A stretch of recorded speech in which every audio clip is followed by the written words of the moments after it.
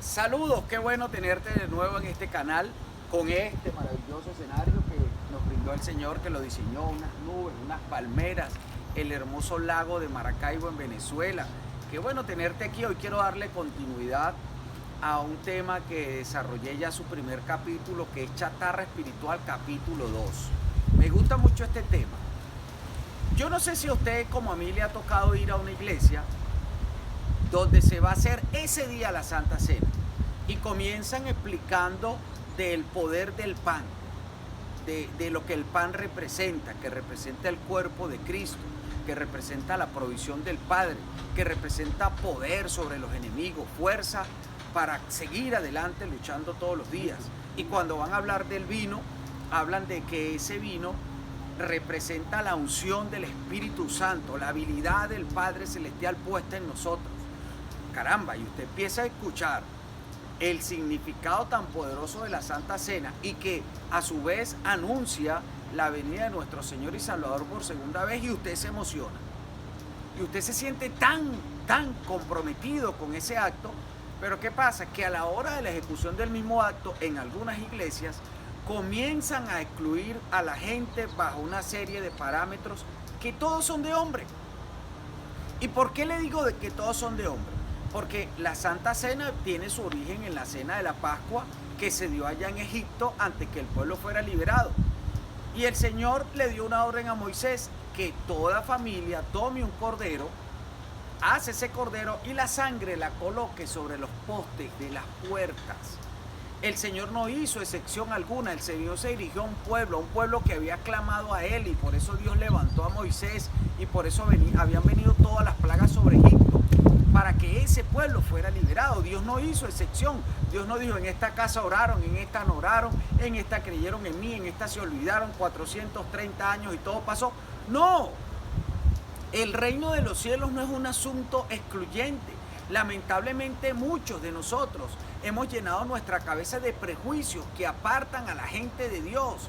Nos hemos vuelto fanáticos en vez de volvernos gente activa que predica el reino, un reino del amor, un reino que tiene un Jesucristo maravilloso que vino por todos los pecadores, que no vino por los justos, sino por los que tienen necesidad de un médico espiritual que les sane, de un Cristo maravilloso. La iglesia tiene que ser un lugar que representa a ese maravilloso Padre Celestial que está parado allí esperando al Hijo pródigo con los brazos abiertos para recibirle, para conectarle con esa dimensión de bendición. El reino de los cielos no es un asunto de exclusiones. Incluso usted mismo, sáquese todos los prejuicios que tenga en la cabeza y entienda que no debemos excluir a nadie, sino por el contrario, Dios está allí, ansioso de que alguien clame a Él. Me encontraba yo el año pasado en la ciudad de Bogotá y venía saliendo precisamente de la iglesia y pedí un Uber o una carrera a través de un Uber, y el señor que me recogió me dice: ¿usted trabaja en esta iglesia? Yo le comenté que sí, que yo estuve en esa iglesia predicando. Y él me dijo: yo no creía en Dios, no creía en evangélicos, no creía en nadie. Yo prácticamente me había declarado ateo hace unos años atrás. Pero eso cambió en mi vida. Porque resulta ser que hace un año yo fui secuestrado. Y mis captores me tenían porque me iban a robar el carro, y después los escuché decir que me iban a matar. En un descuido de ellos, como era muy tarde en la noche, estábamos en una zona boscosa, yo salí corriendo y me caí porque era una persona cercana a los 60 años, y lo que atiné fue a decir, cuando caí en el piso, que me agaché, le dije: Señor, cúbreme. Dios mío, yo nunca he creído en ti, pero cúbreme con tu luz. Y aunque usted no lo crea, querido amigo, los captores pasaron a mi alrededor no más de 3 veces y casi me tropezaron y nunca me vieron. Es como que Dios ciertamente me cubrió y evitó que yo fuera asesinado ese día. Ahora, este hombre era ateo. Esta experiencia, usted la crea o no, da a demostrar que nuestro Padre Celestial no hace excepción.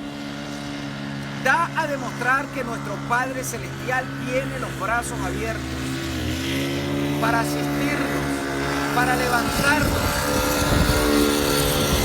para bendecir,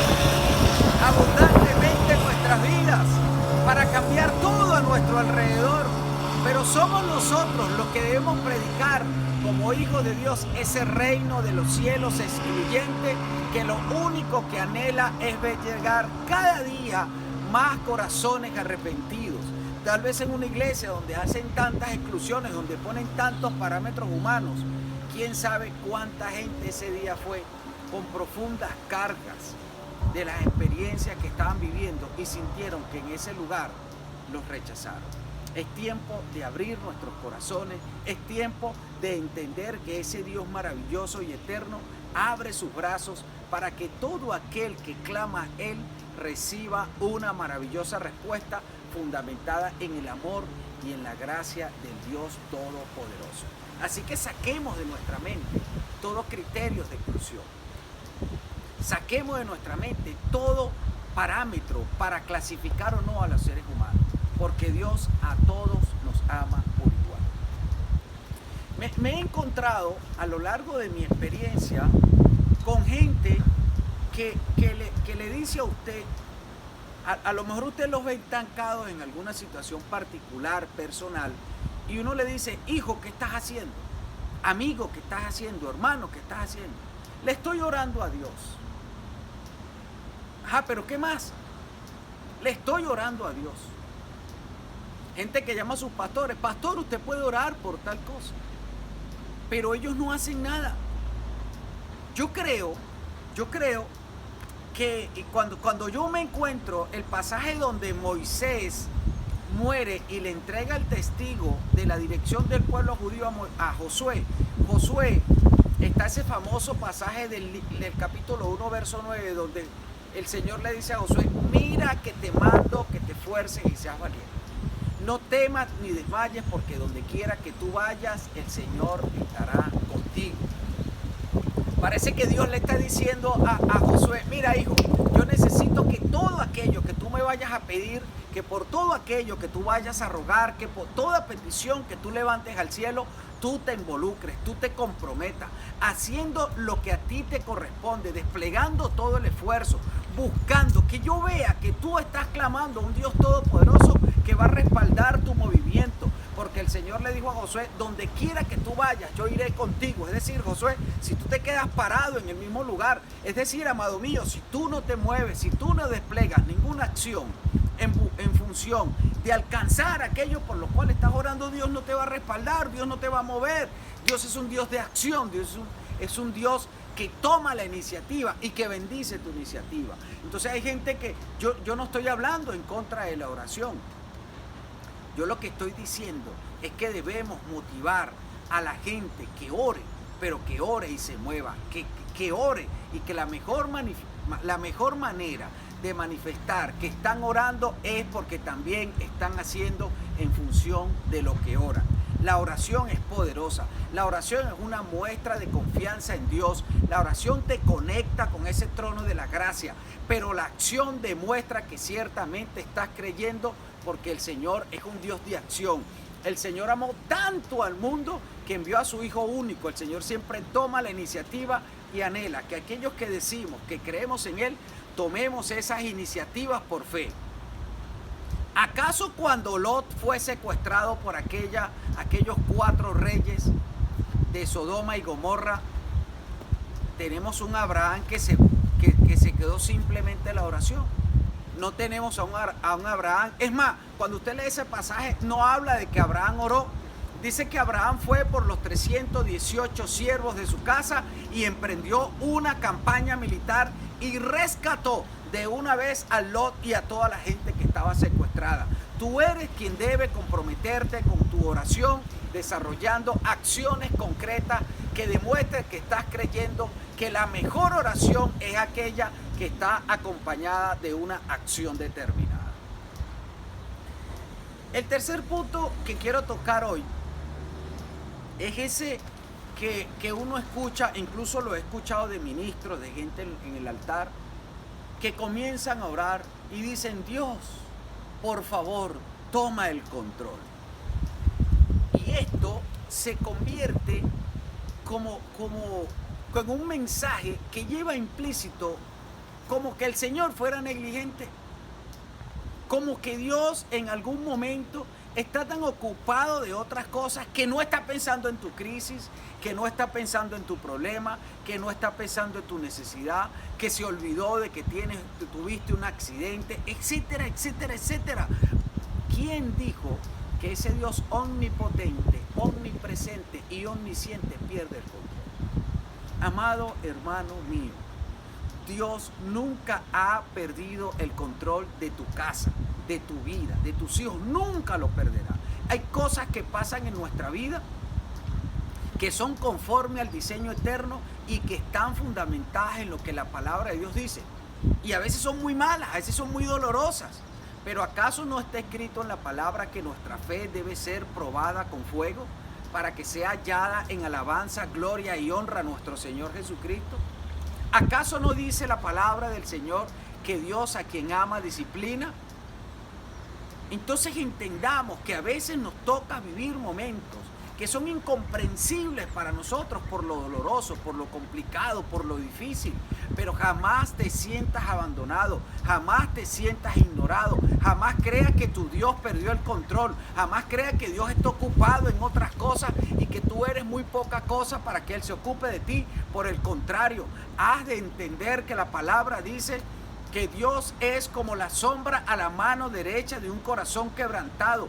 Todo padre está más preocupado por sus hijos cuando estos están en una situación de vulnerabilidad. Así que sepa, amado amigo que me está escuchando, que si estás viviendo un momento complicado, un momento donde te sientes vulnerable, débil, frustrado, cansado, Dios está ahí contigo y Dios te sostiene. Él es quien con la diestra de su justicia ha de levantarte, ha de sostenerte. Nunca pienses que Dios perdió el control de tu vida, sino confía en que el Señor te tiene en el hueco de su mano y que su control, su mano poderosa, la diestra de su justicia siempre ha de acompañarte. El cuarto punto que quiero tocar contigo es que el Proverbios 3:21 dice lo siguiente. En la Nueva Traducción Viviente, esa versión dice: hijo mío, no pierdas de vista el sentido común ni el discernimiento, aférrate a ellos. Es que el sentido común se puede definir como esa capacidad que Dios puso en nosotros para que vayamos acumulando en nuestra memoria todas las experiencias que vamos viviendo y tengamos como una enciclopedia de sabiduría para echar mano de manera inmediata.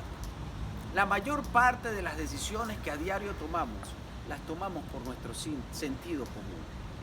Sin embargo, amado hermano, con mucha pena lo digo, en muchas iglesias, en muchos ministerios, en este tiempo, se están haciendo cada cantidad de locuras que atentan contra el sentido común. Vi en Brasil un ministro que embotella a los demonios.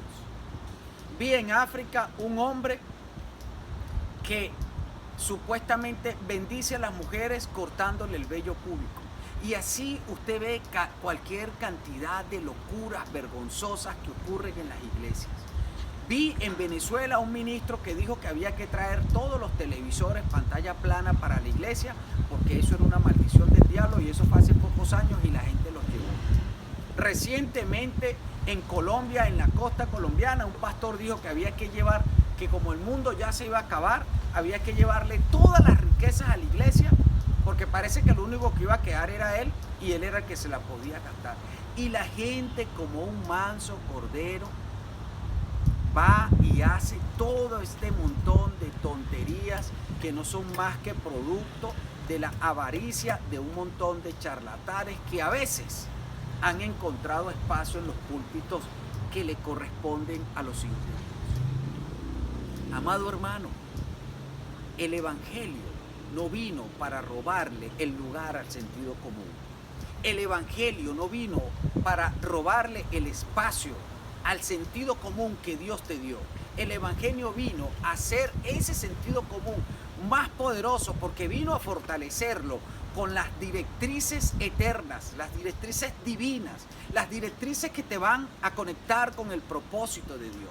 Así que por favor, amado hermano que me estás escuchando, no No entres en la dimensión de la locura de tantos charlatanes que están pidiendo tonterías. Lee la palabra del Señor, aférrate al sentido común, dice Proverbios 3:21 en la Nueva Traducción Viviente. ¿Por qué? Porque si lo dice la palabra de Dios, es porque es una dotación que el Señor te puso a ti para que echaras mano de lo que parece que tiene que ser conforme a lo que es normal.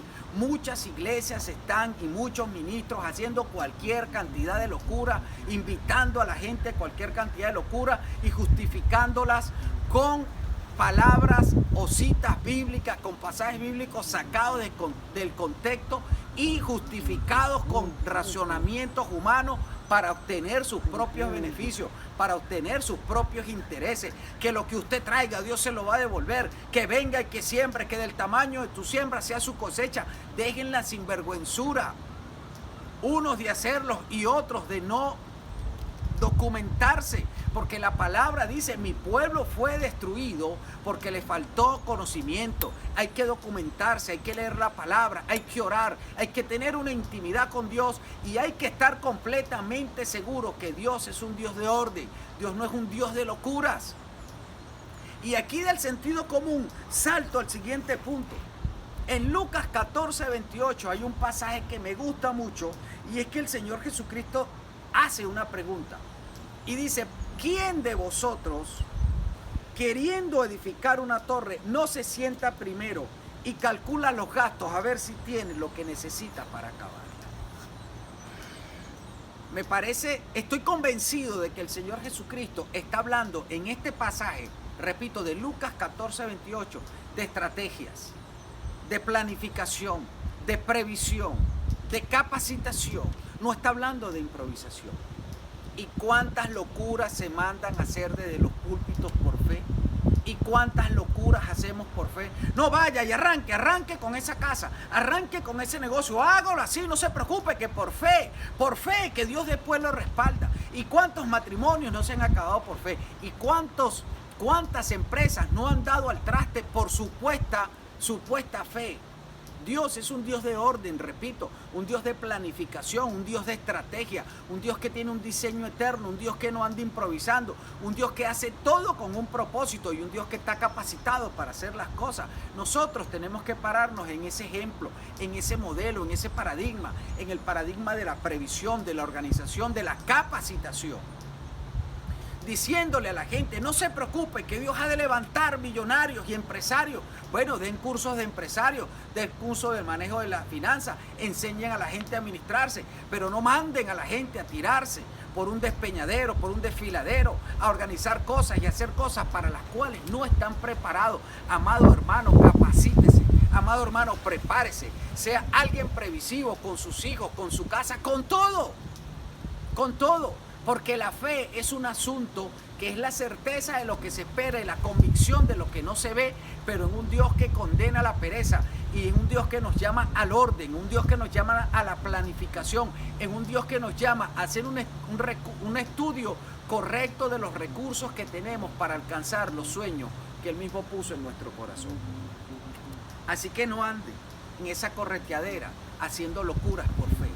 Sea como lo dijo el Señor Jesucristo. Alguien que planifica, que calcula y que camina en el orden correcto para obtener los sueños y los resultados correctos en función, de los sueños que Dios ha puesto en su corazón. Y por último, he escuchado mucho el término de decir: queremos una iglesia de influencia, tenemos una iglesia de afluencia. Y es que una iglesia de afluencia es una iglesia donde va la gente, donde va mucha gente. Y parece que definen una iglesia de influencia como aquella iglesia donde va gente o van autoridades naturales o gente influyente. La verdadera iglesia de Cristo Jesús, cuando usted lee el Apocalipsis 2 referente a la iglesia de Filadelfia, ellos eran ricos y pensaban que eran pobres. En cambio, la iglesia de Laodicea era una iglesia que se creía rica y verdaderamente era pobre. Porque la verdadera iglesia del Señor no es un lugar donde se congregan miles de personas. no tiene que ver con número. El tamaño de una iglesia no tiene que ver con el número de asistentes. El tamaño de una iglesia tiene que ver con el tamaño del Dios en quienes están creyendo y a quienes le están sirviendo. Y la verdadera influencia de una iglesia no es porque se congreguen X o Y personas, es porque cada uno de los que asisten a esa congregación, sean 20, 10, 15, 20, 30,000, cada uno de ellos entienda que está sellado con el Espíritu Santo de Dios, que cada uno de ellos entienda que es la punta de lanza del Señor para cambiar una generación, para establecer nuevos modelos conforme a la palabra del Señor. Porque si en una iglesia se congregan 20 personas y esas 20 personas tienen una actividad y una marcada influencia conforme a la palabra del Señor en cada una de sus familias, esa es una iglesia de influencia. Esa es la verdadera iglesia que estamos buscando. Una iglesia de hombres y mujeres que no solamente van a un templo a congregarse, sino que fuera del templo son unos guerreros, son unos soldados, son más que vencedores porque pelean día tras día la buena batalla de la fe, demostrando la fe que tienen en Cristo Jesús con el comportamiento ideal de alguien que dice creer en el Señor, el comportamiento influyente, gente que tiene una capacidad diferente para confiar en su Dios, para tener un tiempo de intimidad y para ser modelos en la sociedad que viven. Bendito sea el Señor. Si usted que está viendo este video entiende que usted no es que forma parte de una iglesia influyente, usted es la iglesia influyente de su casa, usted es la iglesia influyente de su familia, usted es el que ha sido llamado por ser hoy portador del Espíritu Santo de Dios para ser alguien que establece nuevos modelos, que cambia una generación y que se convierte en una punta de lanza de nuestro Señor Jesucristo para pelear la buena batalla de la fe. Que Dios le bendiga mucho y que el Señor le prospere en todo lo que haga. Amén.